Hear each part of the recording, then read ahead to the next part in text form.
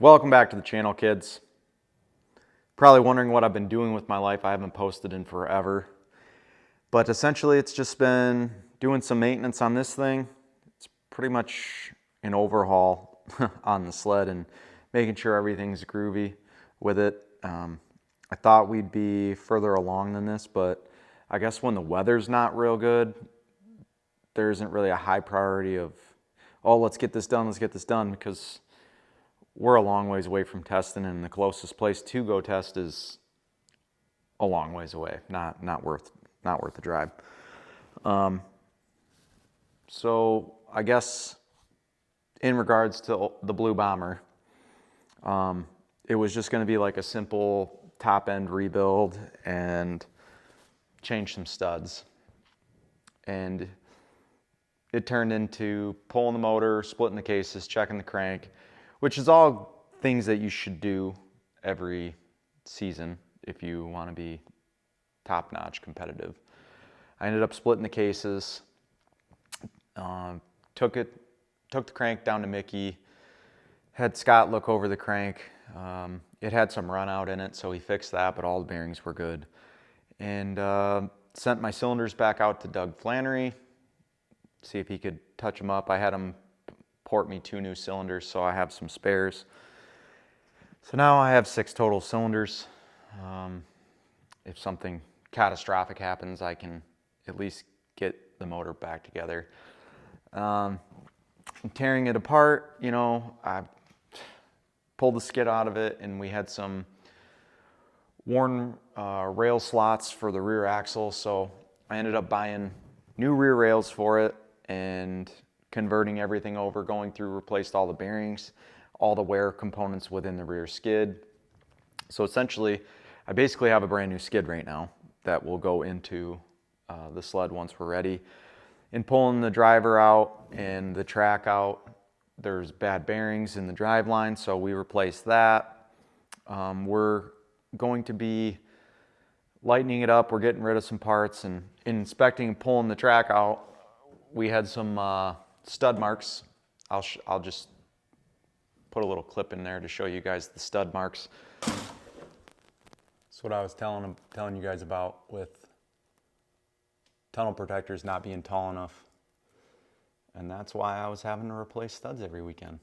I knew it was happening, but when we inspected it before, it wasn't as bad. So I don't know if just the Lincoln race, with it being rough, must have tore up a ton more. But anyways, Wall Brothers hooked us up with these poly ones. They're lighter than the aluminum. We got them in. I'm essentially to the point where I can just start putting everything back together, but we got a new hood for it, placed all the driveline bearings, getting rid of some coolers, because I run the radiator on the front, and I have like a 75% restrictor plate in the radiator because it runs too cool. So I can get rid of some of the heat exchangers that I'm running on this, get rid of some weight, and maybe drop the coolant capacity a little bit.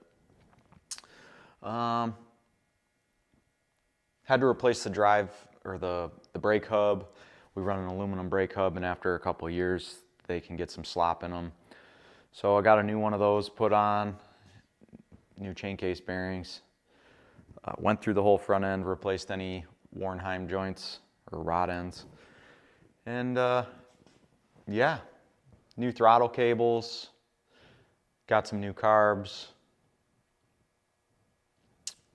anodized some stuff, you know, anodizing stuff that really makes you go fast. So this is how the sled sits. Not really close to going racing. Like I was saying, anodized new rails. That's the Skidoo skid, which we haven't done anything with. Organized this. There's like 4 totes up there that are all Skidoo parts. I would have to say I got 90% of everything purchased for the Skidoo. Going to be putting a new tunnel enclosure on it. Got the Skidoo track studded. Polaris track right there. Got some new skis for the old girl, so we can run with the Sioux. These ones are a little bit lower profile than the other USIs we have right there. This is where the motor sits. I got some new heads coming for it. We're gonna bump the compression ratio up just a little bit. Made sure the water pump's good, crank's good. And these are the old pistons. We had a little bit of lean factor, some stuck rings, two stuck rings on the mag and the PTO side, so had to get that fixed. Sent all our clutches out to get lightened and balanced. Extra cylinders. Yeah, shop's kind of a mess, but we're getting it handled. Skidoo build's a ways away. I won't start on the Skidoo until this is done. So yeah.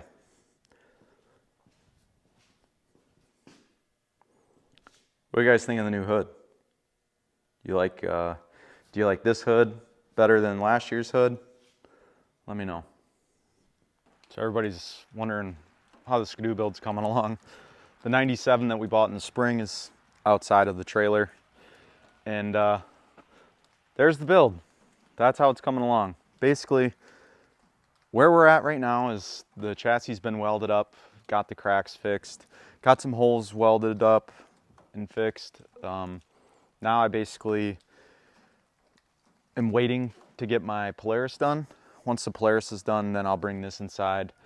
We're gonna get the tunnel powder coated, make sure that it looks nice, get it blasted, because there's a lot of stuff on it that just, I mean, if you look at it, you'd be like, oh, that looks like a piece of shit. So we're gonna make sure that it's done upright. Got to get a lot of things welded up, bracing, all that taken care of before I can start actually assembling it. As far as parts, I have like 80% of everything for it. The motor is out getting built right now. Once I get that back, then it's basically just finding a set of pipes or getting a set of pipes built, and they're gonna have to be fitted into that chassis because the motor sits like 3 inches lower than the stock location of the Rotax motor. So that's where we're at with that. Not really any movement on it, but I promise you we're gonna be starting on it soon. Should probably get the barrel of race fuel moved into the shop.